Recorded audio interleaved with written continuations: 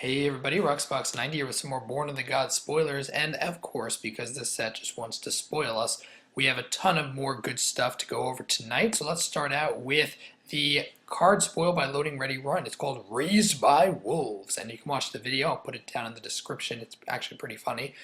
Raised by Wolves is 3 and 2 green for an aura that when it enters the battlefield you get 2/2/2 green wolves, so 5 for 4 power right off the bat.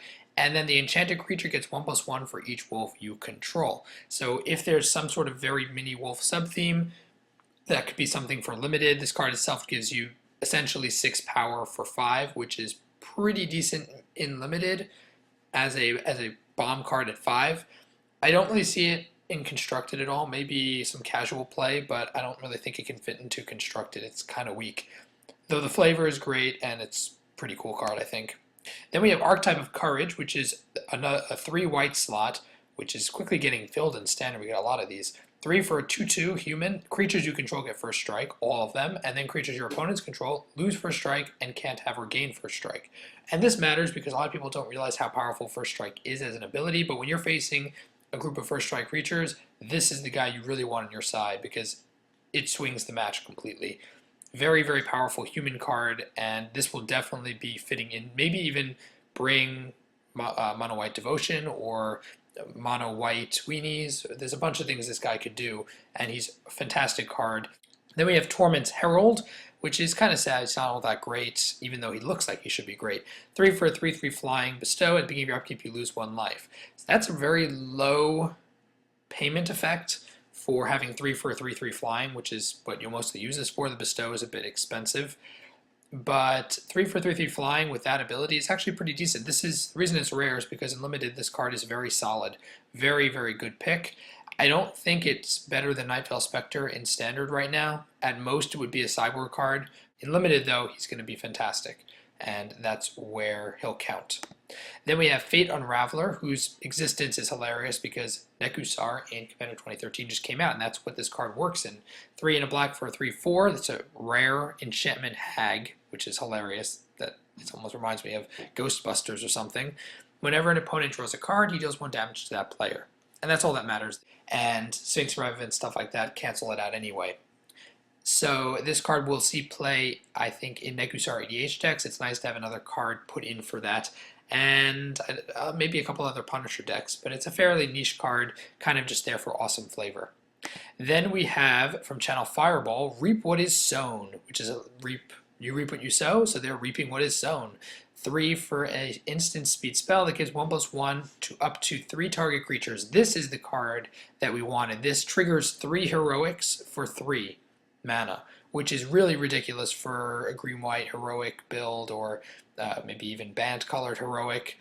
Any sort of heroic deck that might exist, this card is a big deal. Hitting 3 heroic triggers, I mean, in limited, this card is absolutely the bomb. It's going to make a lot of decks, and in standard, this card will fit. If a heroic deck rises anywhere, this card will fit in very nicely. It's great, especially as well for casual. Then we have a confirmation of the card title. Is called Faded Conflagration. We've seen a bunch of weird names for it, but this is the Buy a Box promo, and the art's not blurred at all. It looks fantastic, and it's called Faded Conflagration. Good, and these were the ones spoiled at midnight tonight. Faded Infatuation. So this one is 3 blue for an instant speed clone effect. It copies a target creature you control, and if it's your turn, you scry 2. So this card is actually really great, I think. It fits into Mono Blue Devotion. It's a nice spin card. I don't think every Mono Blue deck will run it, but Mono Blue, this basically becomes 5. This is the 5 to 8 number of Nightveil Spectres in your deck, is what this card does, essentially. Or the 5 to 8 number of Master of Waves in your deck. And while you won't probably run more than a couple of this, I don't think, it will definitely be a decent sideboard card, and there definitely, I think, will be a Mono Blue Devotion deck that puts this in the main board even. It could definitely work as a nice variant, and I think it's a really, really strong card. 3 clone is great, even if it's your own stuff. Then we have Brimaz, King of the Bladehold, because this is actually, I think, just a misprint, because he's better in some ways than Hero Bladehold. Yes, this is the 3 slot. So the guy you saw before for the first strike is not going to be the card. 3 for a 3/4 Vigilance, Legendary Cat Soldier, who looks awesome.